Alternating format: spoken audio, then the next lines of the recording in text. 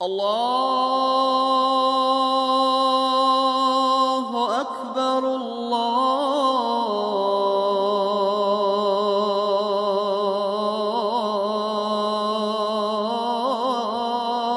Akbar. गसाइगावआव हाग्रामा महिलारिया इस्लाम धोरोम सिबियारिफोरजों नामाज खालामफादों।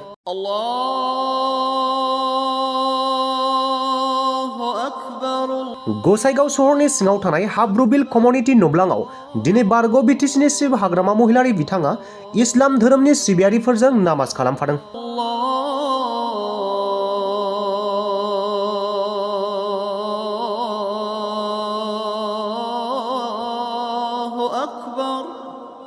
मख'नो गोनांदि बे हाबाफारियाव हाग्रामा महिलारि बिथांजों लोगोसे बिटिसिनि 2 नं गुमा बियाबनि एमसिएलए रहिन्द्र ब्रह्म, गसाइगाव जिल्ला बिपिएफनि आफादगिरि सभाराम बसुमतारी, नेहाथारि बिल्ला कुमार ब्रह्म बिथांमोनजों लोगोसे गोबां इस्लाम धोरोम सिबियारिफोरा बे हाबाफारियाव बाहागो लानानै हाग्रामा महिलारि बिथांजों नामाज दुआ खालामफायो। आरो इमाम সকল আছে বা মৌলানা সকল আছে, ইহঁতৰ লগত দুৱা প্ৰগ্ৰাম আছিল। আমি দল হিচাপে আহিছে ইয়াত। মই অকলে নহয়, আমাৰ দলৰ ভাইচ প্ৰেচিডেণ্ট সকল আছে। তো দুৱা প্ৰগ্ৰাম কৰিছে আমি সেইকাৰণে যে আগন্তুক দিনত যাতে আমি এই বিটিচি অঞ্চলত বিভিন্ন জাতি জনগোষ্ঠী আছে, বিভিন্ন ধৰ্মীয় লোক আছে, আমি যাতে শান্তিকে থাকিব পাৰে এই অঞ্চলত, বা এই অঞ্চলত আমি যাতে উন্নয়ন হ'ব পাৰে, তাৰ কাৰণে আমি আল্লাহৰ ওচৰত দোয়া কৰিছোঁ। এইটোৱে, বেলেগ এজেণ্ডা একো নাই। মুছলিম সমাজত সেইটোকে মেছেজ দিছোঁ মই, যে আগন্তুক দিনত যদি বিপিএফে চৰকাৰ বনাব পাৰে, তেতিয়াহ'লে অকল মুছলিম নহয়, সকলো জাতি জনগোষ্ঠীকে একেলগে লৈ যাই পেলাই আমি যাতে কাম কৰিব পাৰে, তাৰ কাৰণে মই আল্লাহৰ ওচৰত দোয়া কৰিছোঁ। একেলগে আমি দোয়া কৰিছোঁ।